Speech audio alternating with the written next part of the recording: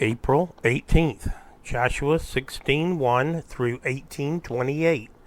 The allotment for Joseph began at the Jordan, east of the springs of Jericho, and went up from there through the desert into the hill country of Bethel. It went on from Bethel, that is Luz, crossed over to the territory of the Arkites in Adaroth, descended westward to the territory of the Japhletites, as far as the region of lower Beth Horon, and on to Gezer, ending at the Mediterranean Sea. So Manasseh and Ephraim, the descendants of Joseph, received their inheritance. This was the territory of Ephraim according to its clans.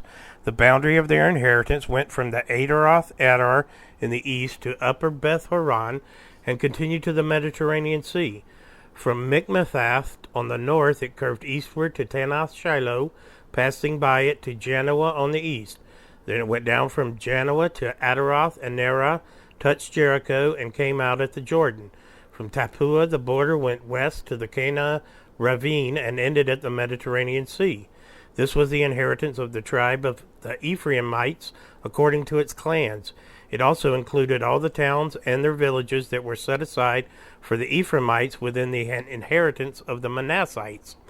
They did not dislodge the Canaanites living in Gezer. To this day the Canaanites live among the people of Ephraim, but are required to do forced labor. This was the allotment for the tribe of Manasseh as Joseph's firstborn, that is, for Machir, Manasseh's firstborn. Machir was the ancestor of the Gileadites who had received Gilead and Bashan because the Machrites were great soldiers. So this allotment was for the rest of the people of Manasseh, the clans of Abiezer, Helek, Azriel, Shechem, Hepher, and Shemitah. These are the other male descendants of Manasseh, son of Joseph, by their clans. Now Zelophehad, son of Hepher, the son of Gilead, the son of Machir, the son of Manasseh, had no sons, but only daughters, whose names were Mahlah, Noah, Haglah, Milcah, and Tirzah. They went to Eleazar the priest, Joshua son of Nun, and the leaders, and said, "The Lord commanded Moses to give us an inheritance among our relatives." So Joshua gave them an inheritance, along with the brothers of their father, according to the Lord's command. Manasseh's share consisted of 10 tracts of land, besides Gilead and Bashan, east of the Jordan, because the daughters of the tribe of Manasseh received an inheritance among the sons. The land of Gilead belonged to the rest of the descendants of Manasseh. The territory of Manasseh extended from Asher to Michmemath, east of Shechem. The boundary ran southward from there to include the people living in Tappuah. Manasseh had the land of Tappuah, but Tappuah itself, on the boundary of Manasseh, belonged to the Ephraimites. Then the boundary continued south to the Cana ravine. There were towns belonging to Ephraim lying among the towns of Manasseh, but the boundary of Manasseh was on the northern side of the ravine and ended at the Mediterranean Sea. On the south, the land belonged to Ephraim, on the north to Manasseh. The territory of Manasseh reached the Mediterranean Sea and bordered Asher on the north and Issachar on the east. Within Issachar and Asher, Manasseh also had Bethshan, Ibleam, and the people of Dor, Endor, Tanakh, and Megiddo, together with their surrounding settlements. The third in the list is Naphoth. Yet the Manassites were not able to occupy these towns, for the Canaanites were determined to live in that region.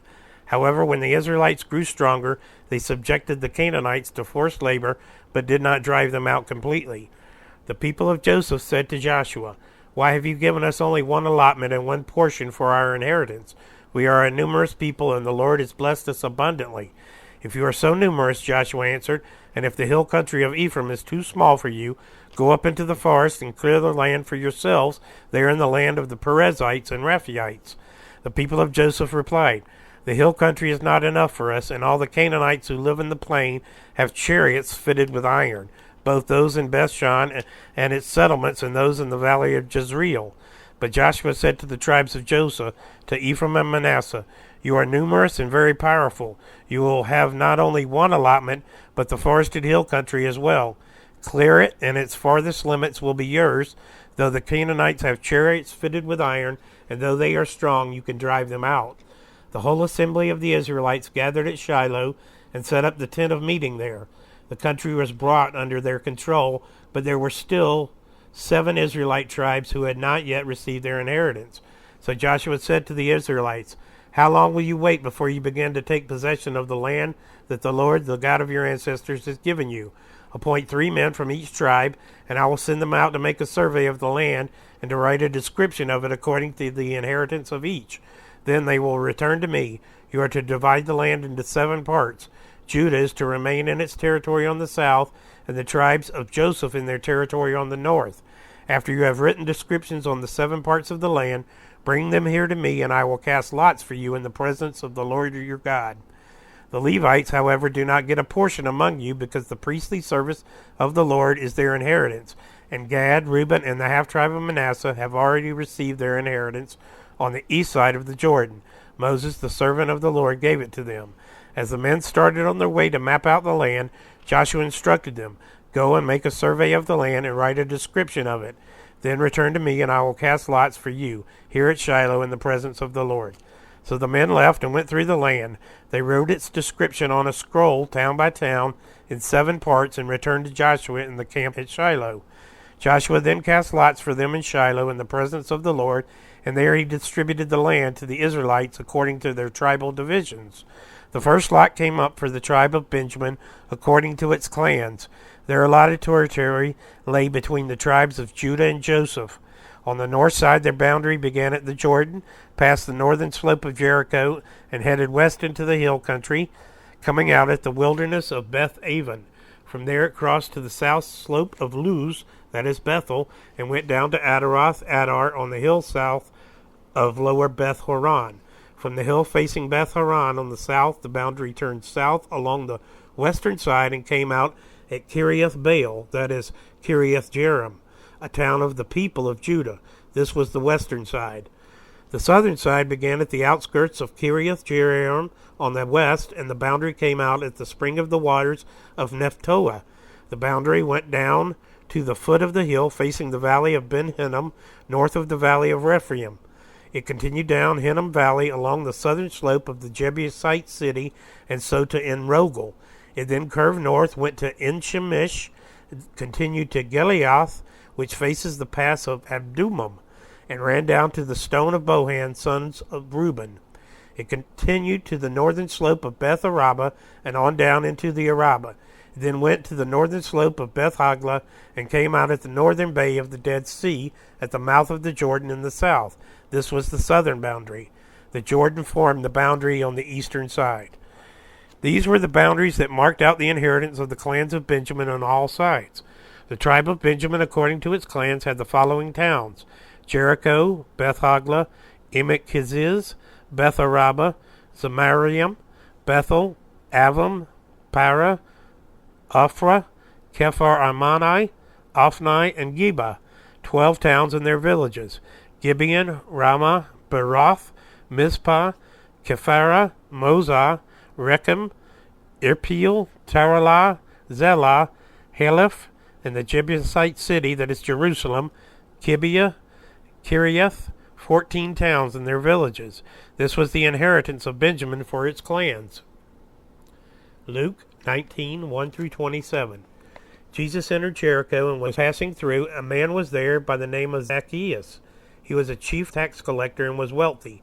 He wanted to see who Jesus was, but because he was short, he could not see over the crowd. So he ran ahead and climbed a sycamore fig tree to see him, since Jesus was coming that way. When Jesus reached the spot, he looked up and said to him, "Zacchaeus, come down immediately. I must stay at your house today." So he came down and at once and welcomed him gladly. All the people saw this and began to mutter, "He has gone to be the guest of a sinner." But Zacchaeus stood up and said to the Lord, "Look, Lord, here and now I give half of my possessions to the poor, and if I have cheated anybody out of anything, I will pay back 4 times the amount." Jesus said to him, "Today salvation has come to this house, because this man too is a son of Abraham. For the Son of Man came to seek and to save the lost." While they were listening to this, he went on to tell them a parable, because he was near Jerusalem, and the people thought that the kingdom of God was going to appear at once.